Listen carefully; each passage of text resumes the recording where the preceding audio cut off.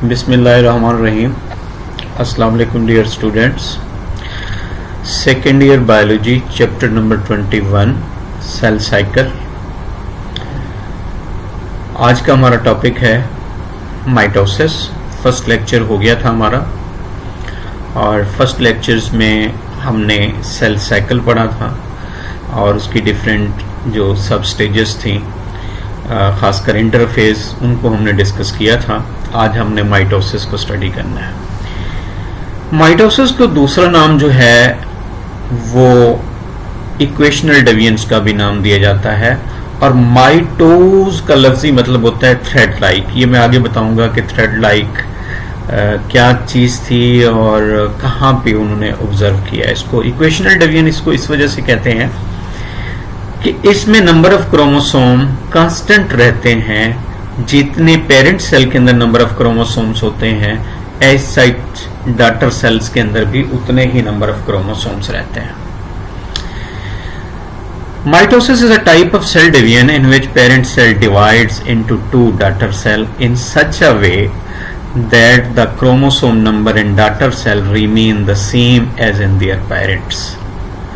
यानी कि ये सेल डिवीजन की वो काइंड है और इस तरीके से सेल डिवाइड होता है कि नंबर ऑफ क्रोमोसोम्स उतने ही रहते हैं डॉटर सेल के अंदर जो न्यू सेल बनते हैं जितने के पेरेंट सेल के अंदर होते हैं। और थोड़े से आप यहाँ पे एक सवाल भी पैदा होता है कि जी ये कैसे मुमकिन है कि फ़र्ज़ करें आपके पास 10 रुपीज़ हैं और आप उसको 2 हिस्सों में डिवाइड कर रहे हैं और फिर भी 10-10 जा रहे हैं। तो इसी चीज़ को हमने आगे जाके देखना है कि जी ये कैसे पॉसिबल हो सकता है। वेल्थर फ्लेमिंग ने 1880s के अंदर एनिमल सेल्स के अंदर, जबकि स्ट्रासबर्गर ने प्लांट्स के अंदर इसको डिस्कवर किया। सोमेटिक सेल्स के अंदर होती है, ऐसे सेल जिनमें मियोसिस नहीं होती, बॉडी सेल्स जो डिप्लॉयड नंबर ऑफ क्रोमोसोम्स रखने वाले होते हैं। ठीक है जी, खासकर एपिथेलियल सेल्स हो गया, मसल सेल्स हो गया। बड़े इवेंट्स जो हैं 4 होते हैं माइटोसिस के अंदर, प्रोफेज, मेटाफेज, एनाफेज और टीलोफेज। और अगर माइटोसिस में हम देखें तो सेल के अंदर 2 मेन चीजें होती हैं, एक न्यूक्लियस और एक साइटोप्लाज्म। डिवीजन ऑफ न्यूक्लियस को हम कैरियोकाइनेसिस कहते हैं और डिवीजन ऑफ साइटोप्लाज्म को हम साइटोकाइनेसिस कहते हैं। यह डिवीजन ऑफ होल सेल भी बाज़ बुक्स में लिखा हुआ होता है। कैरियोकाइनेसिस की 4 एक्टिव फेजेस हैं, प्रोफेज, मेटाफेज, एनाफेज और टीलोफेज। इंटरफेज ऑफ माइटोसिस के अंदर, ड्यूरिंग इंटरफेज के अंदर सेल प्रिपेयर करता है सेल डिवीजन के लिए, यानी माइटोटिक फेज के लिए। तो G1 फेज आपको बताया था, S फेज, G2 फेज जो इंटरफेज में अपनी तमाम चीजों को रेडी करता है जो जरूरत होती है आगे। To understand the process of mitosis in better way, it is divided into 4 stages: prophase, metaphase, anaphase and telophase। Prophase पहली फेज है और ये सबसे लॉन्गेस्ट फेज है कैरियोकाइनेसिस के अंदर, और इनको हम 3 फर्दर छोटी स्टेजेस के अंदर डिवाइड कर देते हैं, यानी अर्ली प्रोफेज, मिड प्रोफेज और लेट प्रोफेज। अर्ली प्रोफेज में ये होता है कि पेरेंट जो सेंट्रोसोम होता है, यानी कि सेंट्रियोल्स जो हैं वो डिवाइड करते हैं इनटू 2 के अंदर, और ईच डॉटर सेंट्रियोल्स मूव कर जाता है अराउंड द न्यूक्लियस एंड बिल्कुल अपोजिट पोल की तरफ अपने आप को रिटेन करता है, तो बाइपोलरिटी बन जाती है। दूसरा काम ये कि माइटोसिस का वर्ड इस वजह से यूज किया गया था क्योंकि यहाँ पे जो क्रोमेटिन नेटवर्क होता है जिनसे फिर कंडेंस होके क्या बनते हैं, क्रोमोसोम्स बनते हैं, तो ये नेटवर्क जो था वो थ्रेड लाइक था। तो साइंटिस्ट ने इसको जब फर्स्ट टाइम देखा तो क्या नाम दे दिया, क्योंकि माइटोसिस में ये चीज होती है तो उनको नाम दे दिया माइटोस का। कंडेंस जब होते हैं तो इसकी जो लेंथ है 0.25 माइक्रोमीटर से 50 माइक्रोमीटर लेंथ में होते हैं। ये चेंजेस सारी कहां पे आ रही हैं? ये अर्ली प्रोफेज में आ रही हैं। मिड प्रोफेज के अंदर देखें कि फर्दर डेवलपमेंट्स होती है एस्टर्स की। ये सेंट्रियोल से बनने वाले वो फाइबर हैं जो आउटवर्ड रेडिएट्स होते हैं, और इनवर्ड जो रेडिएट होते हैं उनको हम क्या कहते हैं? स्पेंडल फाइबर्स कहते हैं। क्रोमोसोम फर्दर क्वाइल करते हैं टाइटली, और वो टू फॉर्म क्रोमाटिड्स बनाते हैं। Each chromosome has 2 chromatids. Attach होते हैं किस जगह पे? सेंट्रोमियर्स पे। सेंट्रोमियर वो जगह है जहां पे क्रोमोसोम अटैच होते हैं। ये मिड प्रोफेज के अंदर जो चेंजेस आती हैं, और लेट प्रोफेज के अंदर होती है कि further coiling occurs in chromatids के अंदर। न्यूक्लियस और न्यूक्लियोलस यहां पे डिसअपियर्स हो जाता है। जैसे ही न्यूक्लियर मेम्ब्रेन यहां पे ब्रेक करती है, तो वो जो न्यूक्लियर कंटेंट्स होते हैं वो सारे के सारे कहाँ जाते हैं? साइटोप्लाज्म के अंदर, जिसकी वजह से साइटोप्लाज्म और विस्कस हो जाता है। और माइटोटिक अपरेटस जो होता है यहां पे ऑर्गेनाइज हो जाता है। तो इसके बाद कौन सी फेज स्टार्ट हो जाती है? मेटाफेज स्टार्ट हो जाती है। तो आइए अब हम देखते हैं कि माइटोटिक अपरेटस क्या चीज है और उसमें कैसे ये ऑर्गेनाइज करता है।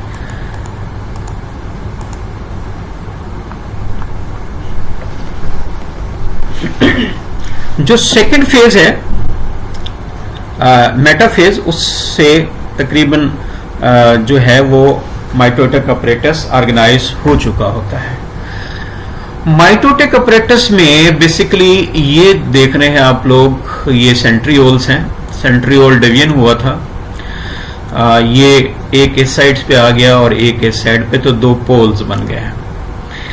और इससे जो बाहर की तरफ ये फाइबर रेडिएट हो रहे हैं, इनको हम कहते हैं एस्टर्स। और यहां से 2 स्पेंडल जो हैं वो ओरिजिनेट्स हुए हैं। एक वो हैं कि जो डायरेक्टली अटैच कर रहे हैं किसके साथ? ये क्रोमोसोम्स के साथ, दोनों साइड पे, एक इस साइड से और एक दूसरी साइड से। कौन से रीजन पे? सेंट्रोमियर रीजन्स पे। सेंट्रोमियर के साथ एक जो बैरूनी साइड्स पे एक प्रोटीनिक स्ट्रक्चर्स होती है, इसको हम काइनेटोकोर्स कहते हैं। तो जब ये काइनेटोकोर वाली जगह पे अटैच हुए हैं, तो इसी वजह से इन्हें क्या कह देते हैं? काइनेटोकोर फाइबर्स देते हैं।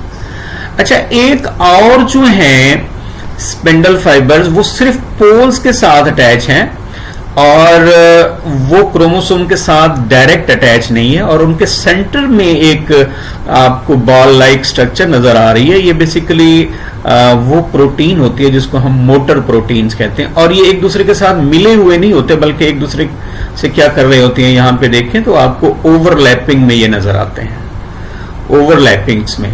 तो मैं आगे जाके बताऊंगा ना फिर स्टेज के अंदर कि इस ओवरलैपिंग के बाद ये कैसे अपने आप को रिकवर्स करते हैं। तो अब यहां पे देख लें आप लोग कि सेंट्रियोल से एस्टर फाइबर बाहर की तरफ, काइनेटोकोर फाइबर डायरेक्ट अटैच हो गए किसके साथ? काइनेटोकोर रीजन्स में। और जो दूसरे हैं पोलर माइक्रोट्यूब्यूल, वो पोल के साथ अटैच हैं और आपस में ओवरलैपिंग कर रहे हैं, और उनके सेंटर में एक स्पेशल टाइप की प्रोटीन है जिसको मोटर प्रोटीन कहते हैं। तो वो डायरेक्ट क्रोमोसोम के साथ अटैच नहीं होती। इन तमाम चीजों को हम क्या कहते हैं? इसको हम कहते हैं माइटोटिक अपरेटस। अब इसकी डेफिनेशन को देखें। The microtubules including asters and spindle, यानी दोनों टाइप के, जिसमें काइनेटोकोर फाइबर्स भी आ जाएंगे और पोलर माइक्रोट्यूब्यूल्स भी आ जाएंगे। इनको कलेक्टिवली क्या कहते हैं? माइटोटिक अपरेटस कहते हैं। तो size of the mitotic apparatus larger होता है देन न्यूक्लियस, इस वजह से न्यूक्लियर मेम्ब्रेन यहां पे क्या कर जाती है? ब्रेक कर जाती है। रूल ऑफ माइटोटिक अपरेटस का क्या रूल्स है? कि क्रोमोसोम को कैप्चर करना और उनको अलाइन करना, एक सीक्वेंस के अंदर करेक्टली उसको अरेंज करना, और उसकी सेपरेशन को क्या करना? फैसिलिटेट करना। अब यहां पे जो मैक्रोट्यूब्यूल्स हैं, यहां पे the set of fibre by which mitotic apparatus is made 3 in numbers हैं। These fiber are called microtubule protein, tubulin के बने हुए हैं। These originate from each pair of centrioles, ester microtubule और spindle microtubules। स्पिंडल माइक्रोट्यूब्यूल्स फिर 2 further हिस्सों में divide हो जाएंगे। एक कौन से होंगे? काइनेटोकोर माइक्रोट्यूब्यूल, और दूसरा जो है वो पोलर माइक्रोट्यूब्यूल। दोनों को मैं पहले ही डायग्राम के अंदर एक्सप्लेन कर चुका हूं। अगर केमिकल कंपोजिशन ऑफ माइक्रोट्यूब्यूल देखी जाए तो प्रोटीन्स हैं, और प्रोटीन में खासकर ट्यूबुलिन प्रोटीन और ट्रेसेस ऑफ आरएनए जो होते हैं वो भी मौजूद होते हैं। अब यहां पे ये है कि अगर हम एनिमल्स और प्लांट सेल्स को देखें तो एनिमल में तो 2 सेंट्रियोल्स हैं और 2 टाइप्स ऑफ फाइबर्स वहां से ओरिजिनेट्स होते हैं, माइक्रोट्यूब्यूल जिसको एस्टर और स्पेंडल फाइबर्स कहते हैं। 1 सेट ऑफ माइक्रोट्यूब्यूल जो है एस्टर ट्यूब्यूल्स है, और दूसरे 2 सेट जो माइक्रोट्यूब्यूल्स के वो काइनेटोकोर्स है, और दूसरा पोलर माइक्रोट्यूब्यूल्स है। एस्टर सराउंड करता है बोथ स्पेंडल फाइबर्स और, ठीक है जी, से, और सेंट्रियोल से ये निकलता है। तो spindle fibres of side fuse हो जाते हैं एट सेंटर के अंदर with one another to form mitotic apparatus, जबकि प्लांट्स के अंदर ना तो सेंट्रियोल्स होता है और ना ही एस्टर होता है। तो माइटोटिक अपरेटस जो है वो ओनली उसमें फॉर्म करते हैं स्पेंडल फाइबर्स ओनली, लेकिन उनमें सेंट्रियोल तो नहीं होता, लेकिन सेंट्रियोल से मिलती जुलती स्ट्रक्चर्स होती हैं जो सेंट्रियोल का ही काम करती है। तो इस वजह से उसको क्या कहते हैं, एनालॉगस स्ट्रक्चर्स, यानी ऐसी स्ट्रक्चर जो स्ट्रक्चर के लिहाज से तो डिफरेंट हो लेकिन फंक्शन क्या हो वो सेम परफॉर्म कर रही हो। अब मेटाफेज स्टेज में देखें कि ड्यूरिंग मेटाफेज क्रोमोसोम मूव करते हैं towards the equatorial region of the cells, और ये अटैच हो जाते हैं सेंटर्स के अंदर और इलाइन कर जाते हैं, और एक स्ट्रक्चर बनती है जिसको हम क्या कह देते हैं, ये जिस तरह बिल्कुल 90 के एंगल के ऊपर सेंटर्स में आए हुए हैं, इसको हम क्या नाम देते हैं, इक्वेटोरियल रीजन कहते हैं, ये इक्वेटोरियल प्लेट्स कहते हैं। तो ये स्टेज जो है ये ऑलमोस्ट जो डायग्राम शो कर रही है ये मेटाफेज को कर रही है। इस तरह की और फर्दर डायग्राम्स में इसकी जो है फर्दर डिस्क्रिप्शंस आगे चल के बताता हूं मैं आपको। इसके बाद जो अगली फेज है वो है एनाफेज स्टेज। हमने यहां पे जो स्ट्रक्चर्स को डिस्कस किया था ये बड़ी क्रिटिकल फेज है माइटोसिस के अंदर। इसमें देखिए माइटोटिक अपरेटस में हमने एक तो चीज डिस्कस की थी कि ये स्पेंडल फाइबर्स हैं और यहां से एस्टर जो फाइबर्स हैं वो बाहर की तरफ हैं, और स्पेंडल फाइबर्स में 2 बताए थे मैंने आपको कि एक जो है वो काइनेटोकोर रीजन्स पे हैं और दूसरे जो हैं वो सिर्फ आपस में पोल्स के साथ हैं और आपस में यहां पे क्या कर रहे हैं, ओवरलैपिंग कर रहे हैं। तो अब जब यहां पे 2 बड़ी चेंजेस आती हैं, वो चेंजेस क्या है कि ये जो काइनेटोकोर फाइबर्स हैं ये क्या करते हैं, ये कंट्रैक्ट करते हैं, ये कंट्रैक्ट करते हैं, कंट्रैक्ट्स करेंगे, और जो पोलर माइक्रोट्यूब्यूल्स हैं ये इन्होंने ओवरलैपिंग की हुई है और इनके सेंटर में क्या है, मोटर प्रोटीन्स हैं। तो ये ओवरलैपिंग को क्या करते हैं, रिकवर करते हैं, यानी अपने आप को क्या करते हैं, थोड़ा सा कंट्रैक्ट करने के बाद ये बिल्कुल स्ट्रेट हो जाते हैं, सीधे हो जाते हैं, इलोंगेट हो जाते हैं। तो इस वजह से अब जो यहां पे बेसिकली था क्रोमोसोम जिसके 2 क्रोमेटिड्स थे वो सेपरेट हो जाते हैं। एक क्रोमेटिड जो है वो एक साइड्स पे चले जाते हैं और दूसरे जो है वो दूसरी साइड पे चले जाते हैं, क्योंकि इनके अंदर जो है वो इंडिविजुअल सेंट्रोमेयर जो है वो मौजूद है। इस वजह से हम इसको भी क्या कंसीडर करते हैं, ये क्रोमोसोम्स ही कंसीडर करते हैं। अब ये अट्रैक्शन इनकी किस तरफ हो रही है, अपोजिट पोल्स की तरफ हो रही है। तो ये सबसे बड़ी चेंज आई है किसके अंदर, मेटाफेज स्टेज के अंदर। अब इसके बाद देखें कि आफ्टर द कंप्लीशन ऑफ इसके बाद एनाफेज के बाद फिर आती है एक फेज, टीलोफेज। टीलो का मतलब क्या होता है, एंड।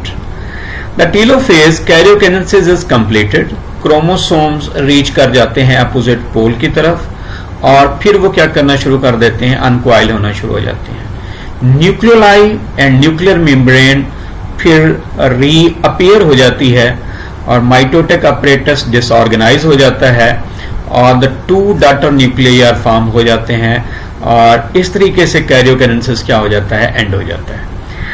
अब डेफिनेट बात है कि जब न्यूक्लियस डिवाइड्स हो गया है तो उसके बाद अब जो बारी है डेवियन की वो है साइटोकिनेसिस की। तो डिवीजन ऑफ साइटोकाइनेसिस जो है, फर्स्ट ऑफ ऑल हम देखते हैं एनिमल सेल के अंदर कि it starts with the formation of constructions, दरमियान में इक्वेटोरियल रीजन्स के ऊपर which divide the parent cell into the two daughter cell. क्योंकि एनिमल सेल्स के अंदर वो रिजिडिटी नहीं है, तो एक सादा सी एग्जांपल समझ लें कि जिस तरह हम बैलून को दरमियान में एक धागे से बांध दें या उसको पकड़ लें तो बैलून क्या हो जाता है, दो हिस्सों में डिवाइड हो जाता है। तो इस तरीके से उसमें क्या बनती हैं, फरोज बनती हैं। At this phase during late telophase the astral tubule जो होते हैं वो सिग्नल भेजते हैं इक्वेटोरियल रीजन्स के ऊपर, जहां पे एक्टिन एंड मायोसिन, ये दो कंट्रैक्टाइल प्रोटीन्स हैं, तो ये एक्टिवेट हो जाती हैं और सेंटर में क्या बना देती हैं, कंट्रैक्टाइल रिंग्स बना देती हैं।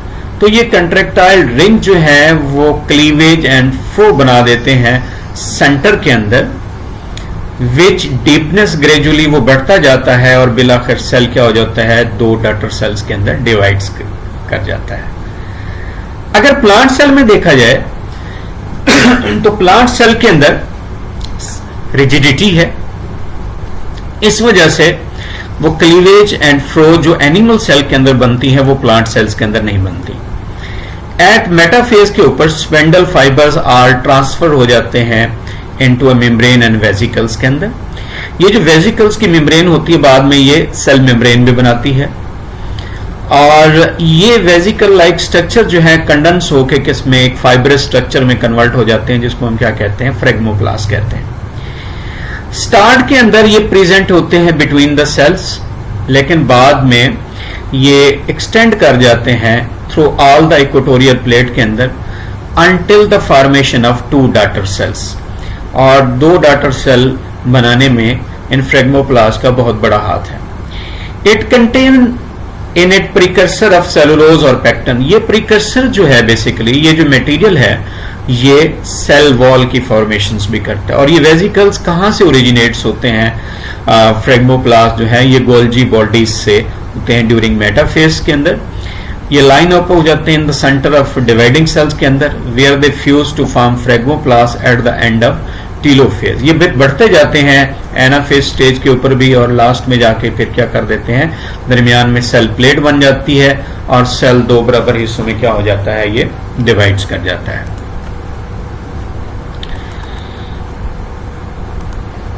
अब यहां पे आप कंपैरिजंस देखें इस डायग्राम्स के अंदर कि ये है एनिमल के अंदर, ये इंटरफेस में ये सब कुछ यहां थ्रेड्स की फॉर्म में पड़ा होता है न्यूक्लियर मटेरियल्स। प्रोफेज के अंदर ये कंडेंस होते हैं और दो क्रोमेटिड्स में कन्वर्ट हो जाते हैं, और इसी फेज के अंदर सेंट्रियोल डिवाइड्स होकर यहाँ दो हिस्सों में डिवाइड्स हो गया है, बाइपोलैरिटी बन गई है। अब मिडल प्रोफेज के अंदर यहाँ पे देख रहे हैं कि आप लोग न्यूक्लियोलस और न्यूक्लियर मेम्ब्रेन्स वगैरह ये सारे डिसअपियर्स हो चुके हैं, और यहाँ पे जो है ये जो है माइटोटेक ऑपरेटस फुल ऑर्गेनाइज हो चुका है स्पेंडल फाइबर मेटाफेज के अंदर। और यहाँ पे देखें कि एनाफेज के अंदर यहाँ पे पुलिंग हो गई है, और ये क्रोमेटिड्स जो हैं यहाँ पे डिवाइड्स होके अलग चले गए हैं, और यहाँ पे वो जो है रिंग्स जो हैं वो कंस्ट्रक्ट यहाँ बनना स्टार्ट हो गए हैं, और टीलोफेज माइटोसिस के अंदर जो है ये दोबारा चीज़ें अपीयर होना शुरू हो गई हैं, और यहाँ माइटोटेक थ्रेड्स जो थे वो बिल्कुल क्या हो गए हैं, अनक्वाइल्ड हो गए हैं, और ये क्लीवेज फ्लो बिल्कुल डीप होते होते यहाँ पे कट ऑफ होके ये फिर दो बराबर हिस्सों में क्या हो जाते हैं, डॉटर सेल्स डिवाइड्स हो जाते हैं।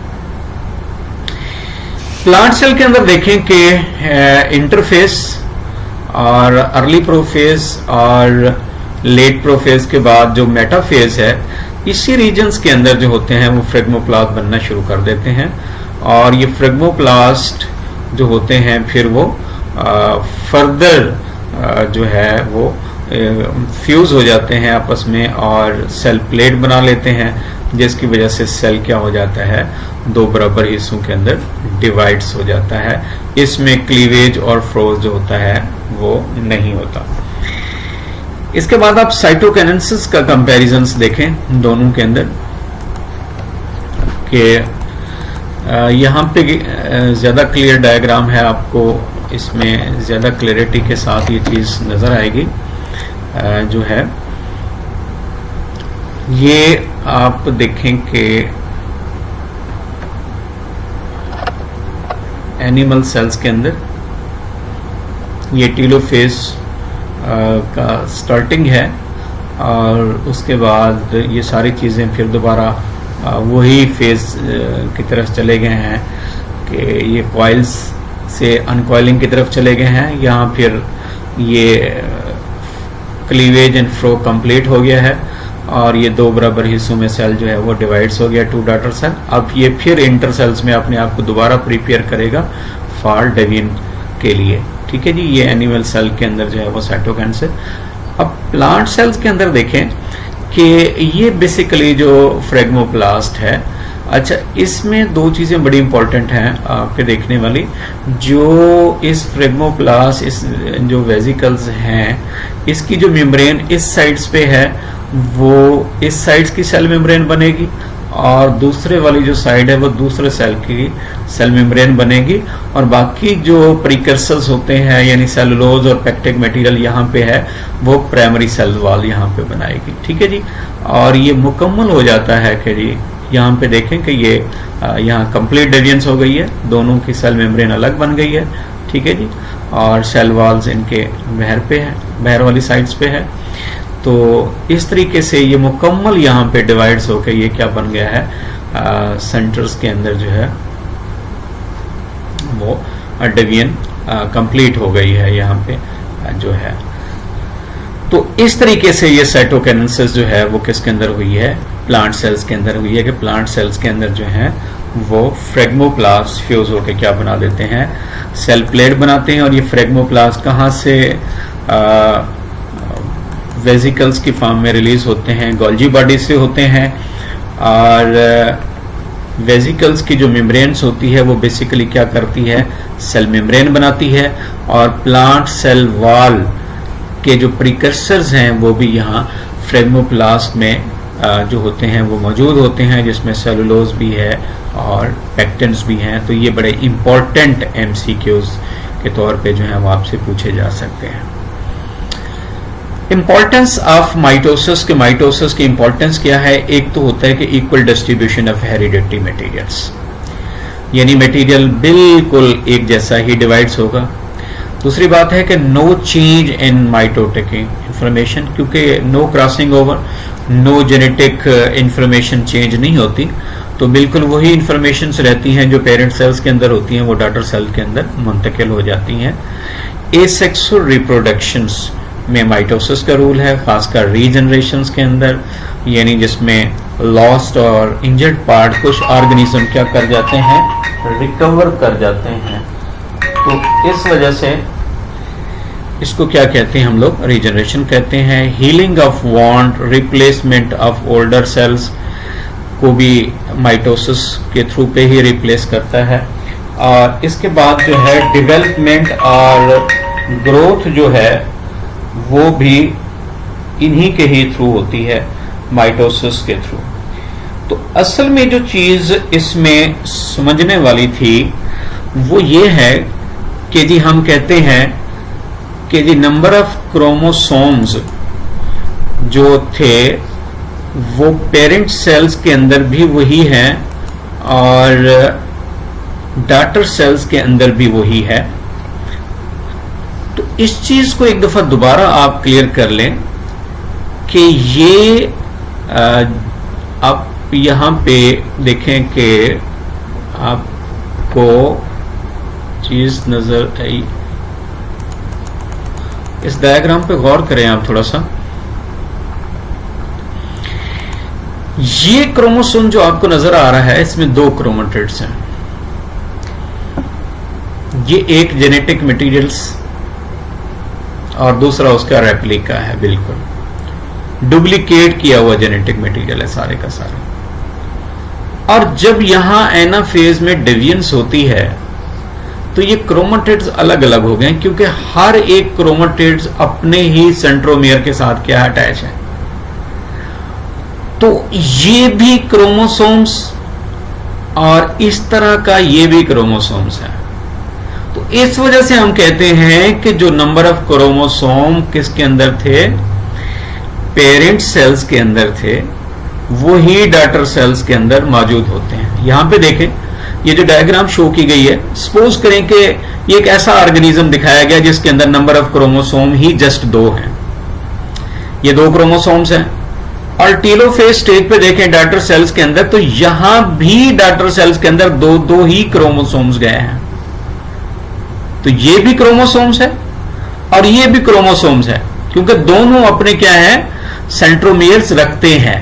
तो इस वजह से हम कहते हैं कि नंबर ऑफ क्रोमोसोम जो पेरेंट सेल्स के अंदर थे वही डॉटर सेल्स के अंदर क्या करते हैं, रिटेन रहते हैं। इस वजह से हम इसको क्या कहते हैं, इक्वेशनल डेविएंस कहते हैं। माइटोसिस में नंबर ऑफ क्रोमोसोम चेंज नहीं होते, वही नंबर ऑफ क्रोमोसोम्स रहते हैं जो पेरेंट सेल्स के अंदर होते हैं। दोबारा एक दफा सुन लें इस बात को गौर से कि ये भी क्रोमोसोम्स हैं, ये भी क्रोमोसोम्स हैं, क्योंकि इसमें भी सेंट्रोमियर्स है, ये भी सेंट्रोमियर्स है। बिल्कुल इसने अपनी डुप्लीकेट कॉपी बनाई हुई है दूसरे क्रोमेटिड्स के ऊपर। तो एनाफेज स्टेज पे यहां पे क्या होते हैं, क्रोमेटिड्स डिवाइड्स होते हैं, क्रोमोसोम्स डिवाइड्स नहीं होते। तो यहां क्या हुआ है कि वही पेरेंट्स में जो नंबर ऑफ क्रोमोसोम 2 थे, तो यहां भी क्या है, डॉटर सेल के अंदर भी 2 क्रोमोसोम जा रहे हैं। तो इस वजह से नंबर ऑफ क्रोमोसोम्स के अंदर यहां पे कोई चेंज नहीं आती, वही नंबर ऑफ क्रोमोसोम मेंटेन रहते हैं जो नंबर ऑफ क्रोमोसोम किसके अंदर होते हैं, डॉटर सेल्स के अंदर रहते हैं। तो इंशाल्लाह अगले लेक्चर के साथ फिर मुलाकात होगी।